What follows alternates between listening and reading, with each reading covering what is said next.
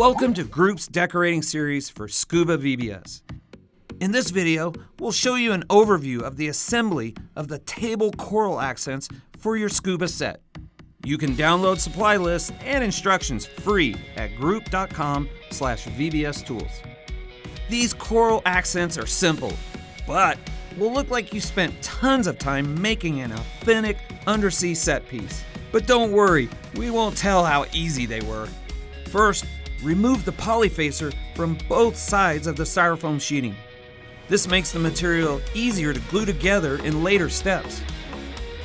Then using a hot knife, cut basic table coral shapes out of the styrofoam.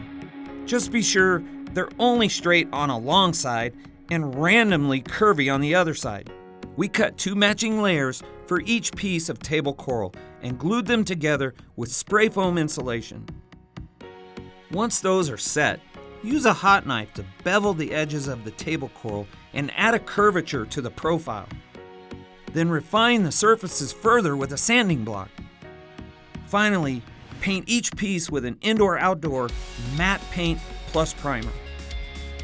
These will be the perfect addition to your coral arch for your Scuba VBS set.